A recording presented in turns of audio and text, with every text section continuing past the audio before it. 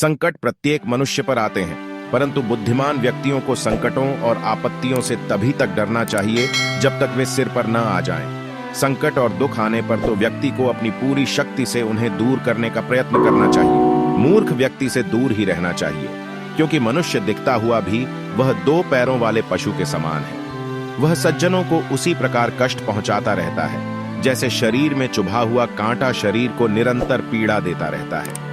कांटा छोटा होने के कारण अदृश्य हो जाता है और शरीर में धंस जाता है। मूर्ख की भी यही स्थिति है, वह भी अनजाने में दुख और पीड़ा का कारण बनता है। अक्सर लोग मूर्ख की ओर भी ध्यान नहीं देते, वे उसे साधारण मनुष्य ही समझते हैं। यदि एक व्यक्ति का त्याग करने से कुल की रक्षा होती है, उन्नति होती है, सुख शांति मिलती है, तो उस एक व्यक्ति को छोड़ देना चाहिए, उसका त्याग कर देना चाहिए। ग्राम के हित के लिए कुल छोड़ देना चाहिए।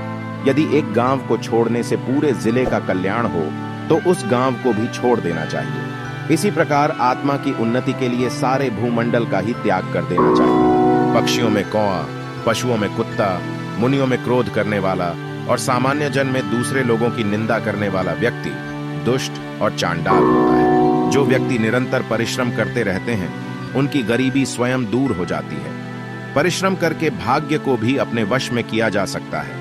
जो व्यक्ति सदैव प्रभु का स्मरण करता रहता है, अपने हृदय में सदैव उसे विद्यमान समझता है, वह पाप कार्य में प्रवृत्त नहीं होता।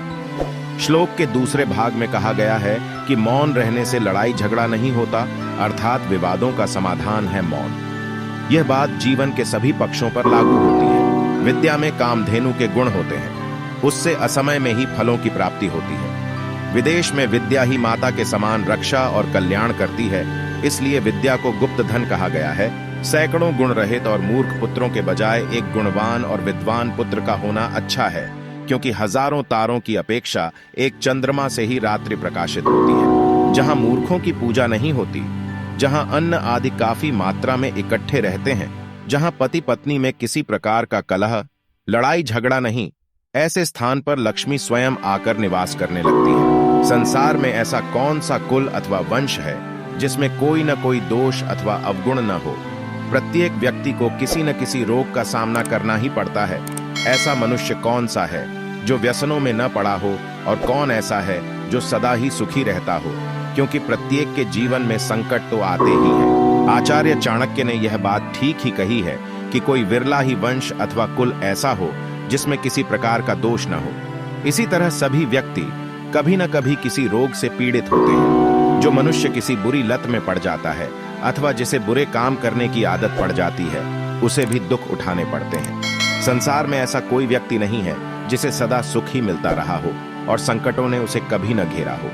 अर्थात कोई मनुष्य पूर्ण नहीं, कोई न कोई दुख सभी को लगा ही हुआ है। मनुष्य के व्यवहार से उसके कुल का ज्ञान होता है। मनुष्य की बोलचाल से इस बात का पता चलता है कि वह कहाँ का रहने वाला है। वह जिस प्रकार का मान सम्मान किसी को देता है, उससे उसका प्रेम प्रकट होता है, और उसके शरीर को देखकर उसके भोजन की मात्रा का अनुमान लगाया जा सकता है। समझदार व्यक्ति का कर्तव्य है कि वह अपनी कन्या का विवाह किसी अच्छे कुल में करे, पुत्र को अच्छी शिक्षा दे, उसे इस प्रकार की शिक्षा दे जिससे उसका मान सम्मान बढ़े। शत्रु को किसी ऐसे व्यसन में डाल दे जिससे उसका बाहर निकलना कठिन हो जाए, और अपने मित्र को धर्म के मार्ग में लगाए। प्राकृतिक आपत्तियां जैसे अधिक वर्षा होना और सूखा पड़ना अथवा दंगे फसाद आदि होने पर, महामारी के रूप में रोग फैलने, शत्रु के आक्रमण करने पर, भयंकर अकाल पड़ने पर और नीच लोगों का साथ होने पर जो व्यक्ति सब कुछ छोड़ छाड़ कर भाग जाता है, वह मौत के मुंह में जाने से बच जाता है। दुष्ट व्यक्ति और सांप, इन दोनों में से किसी एक को चुनना हो तो दुष्ट व्यक्ति की अपेक्षा सांप को चुनना ठीक होगा, क्योंकि सांप समय आने पर ही काटेगा, जबकि दुष्ट व्यक्ति हर समय हानि पहुंचाता रहेगा। समर्थ अथवा शक्तिशाली लोगों के लिए कोई भी कार्य कठिन नहीं होता। व्यापारियों के लिए भी कोई स्थान दूर नहीं, पढ़े लिखे विद्वान व्यक्तियों के लिए कोई भी स्थान विदेश नहीं। इसी प्रकार जो मधुरभाषी हैं, उनके लिए कोई पराया नहीं। समर्थ अथवा शक्तिशाली लोगों के लिए कोई भी कार्य कठिन नहीं होता।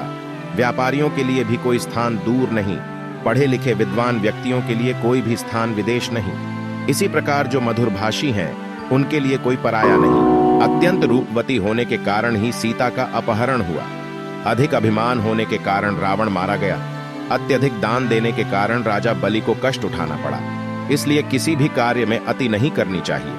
अति का सर्वत्र त्याग कर देना चाहिए। जैसे कि धोखाधड़ी, चोरी, भ्रष्टाचार आदि से कमाया हुआ धन अधिक से अधिक 10 वर्ष तक किसी व्यक्ति के पास ठहरता है और 11वां वर्ष प्रारंभ होते ही ब्याज और मूल सहित नष्ट हो जाता है, क्योंकि यह अधिकारियों या अन्य व्यक्तियों द्वारा चंदा लिया गया होता है। जिस व्यक्ति के मन में प्राणियों के कष्टों को देखकर दया के भाव आते हैं, उसे ज्ञान प्राप्त करने और मोक्ष प्राप्त करने के लिए तप करने की आवश्यकता नहीं है। चाणक्य ने मनुष्य के मन में दया के भाव को सभी धर्मों से ऊंचा स्थान दिया है। उनका मानना है कि व्यक्ति को अपनी निर्धनता दूर करने के लिए, उद्यम और पापों से बचने के लिए प्रभु का स्मरण करते रहना चाहिए। उन्होंने बार बार मनुष्य को सचेत किया है कि वह किस प्रकार कष्टों से बच सकता है। उनका कहना है कि व्यक्ति को सदैव सतर्क रहना चाहिए। आचरण में आचार्य किसी भी तरह की अति के पक्ष में नहीं है।